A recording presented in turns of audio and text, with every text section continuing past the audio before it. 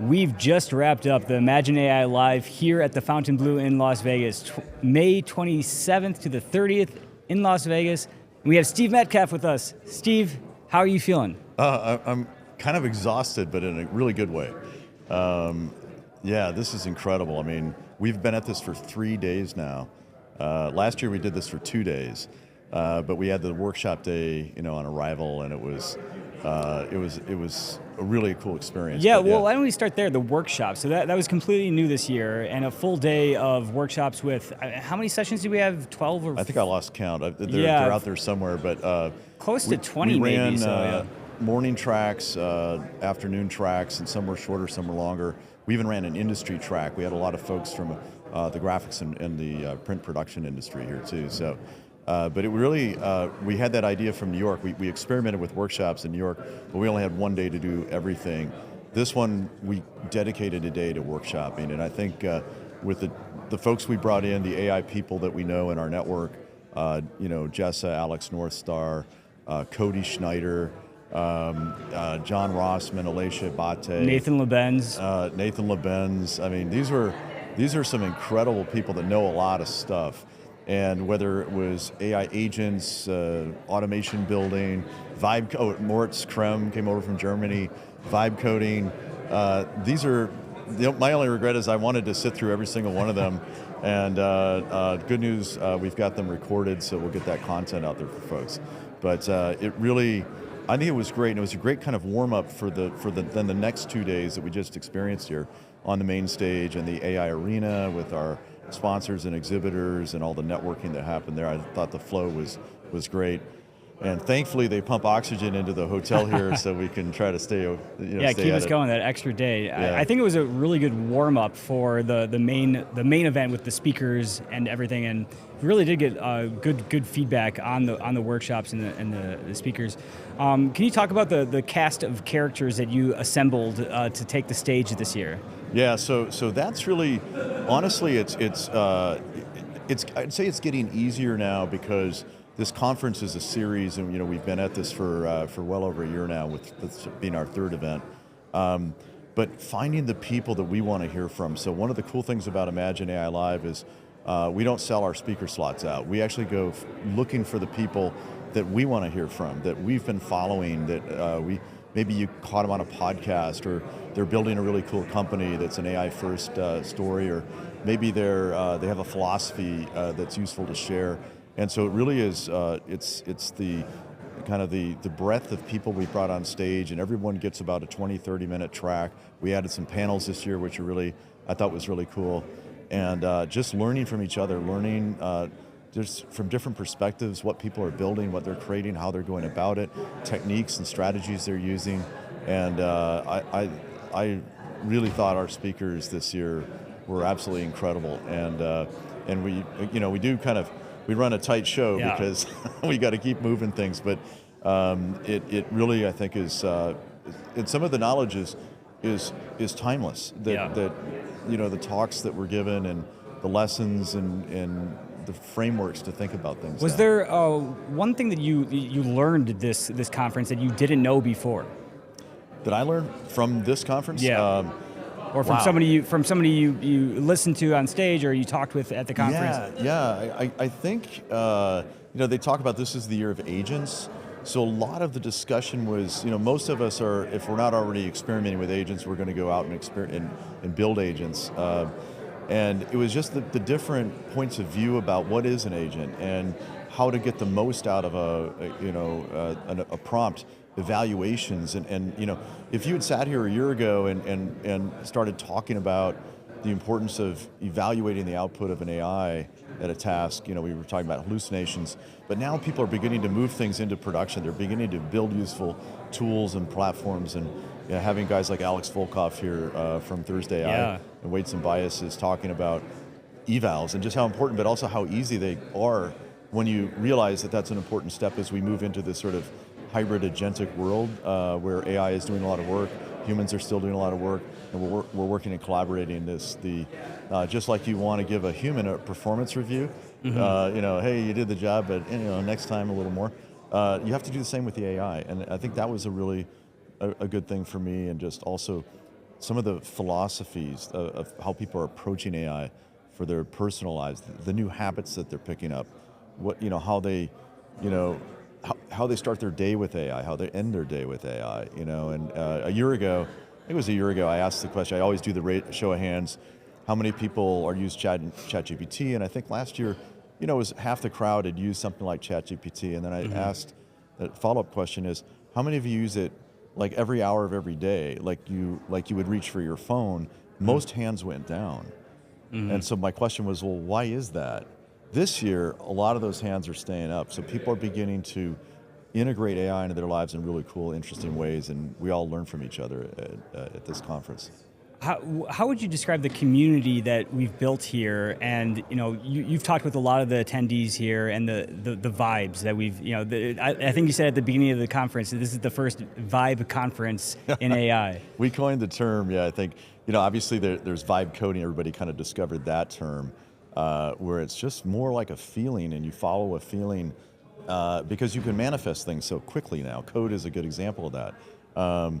Then you started hearing about vibe marketing. Greg Eisenberg and guys like Cody Schneider were sort of talking about, instead of this rigid approach to marketing, you sort of can literally just start vibing out the things that need to be done. I think vibe conferencing is going to be a thing, which, there's elements of that out there. There's meetups, there's hackathons that kind of have that vibe, but this is like, to me, a kind of a bigger event, a bigger conference, but you can still vibe it. You can vibe like we vibed a panel. We had a slot that was still open. We didn't know what we were going to do. We got a feeling for it. Of course, AI helped us conceive it and write it up.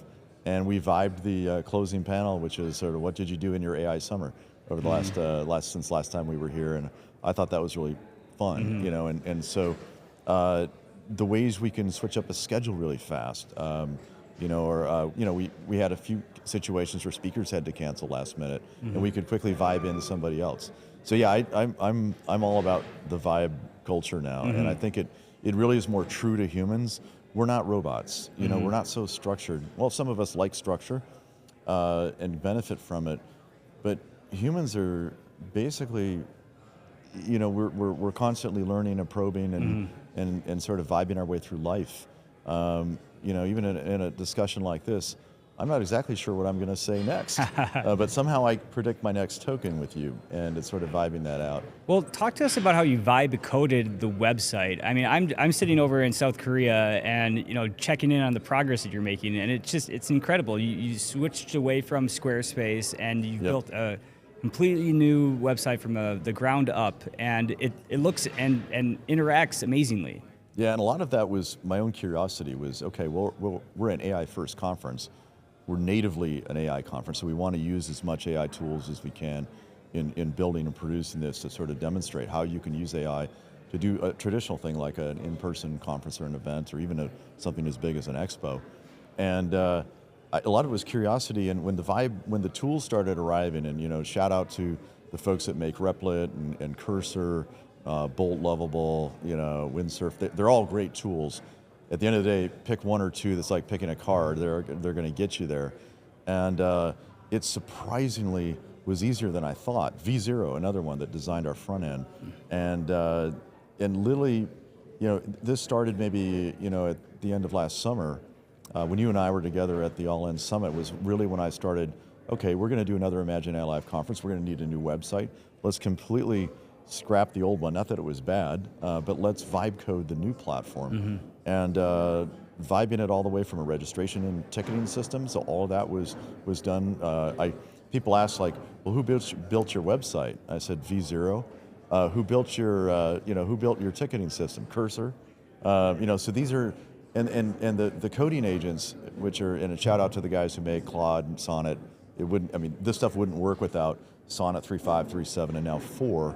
Under the hood, and so it really was incredible what we were able to do. And what even surprised me the most was we were looking for a networking app for the event. There's plenty of good SaaS products you can go out and license for networking, and something was dissatisfying to me about that. Well, that's kind of cheating. That's the old way to do things. What if we could vibe code our own networking app? And sure enough, we built a prototype in about 30 minutes with the help of Cursor to badge scan. So everybody has a beautiful badge here. I'm not wearing mine right now, but you just pull out your smartphone, you go to our web app, you take a picture of the badge, it automatically enriches you out of our database and puts you in a scanned list of these are the people I met, and allows you to discover others.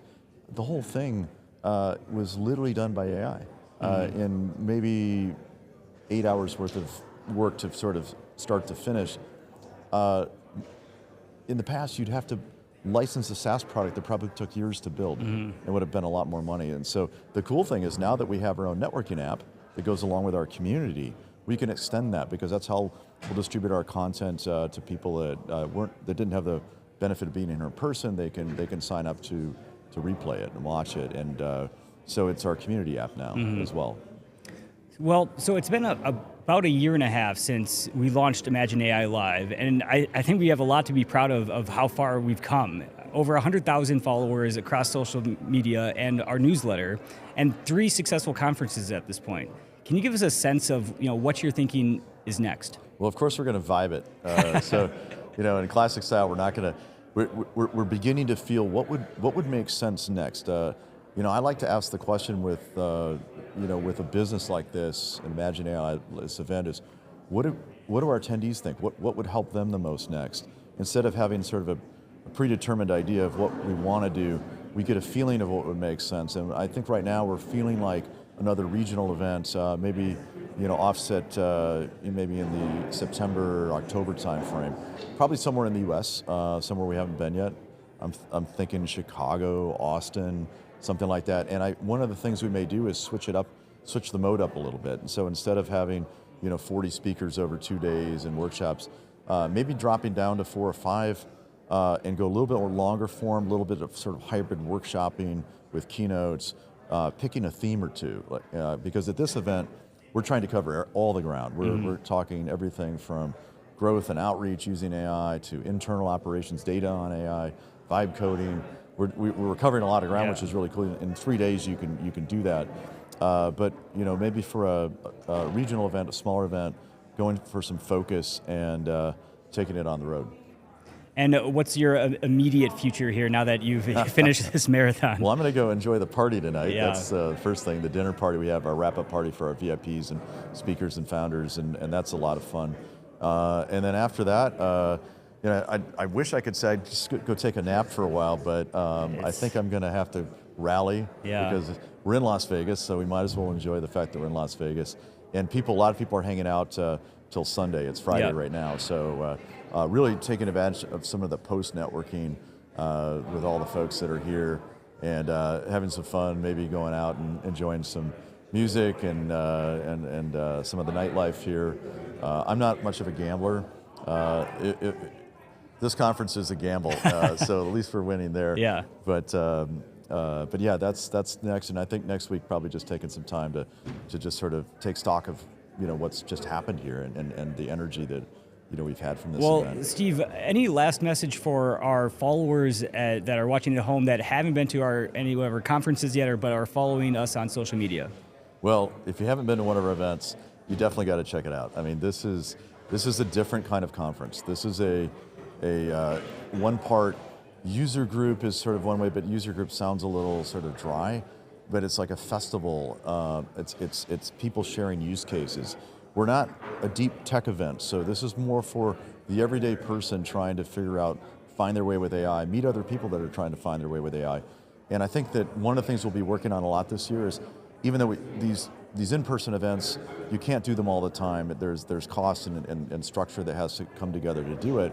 But really building out the community we've created, the Imagine AI Live platform. We've got people that subscribe to us that get access to a lot of the content that's coming out. New tools that would help people that we think, a lot of times you get the same question over and over from folks.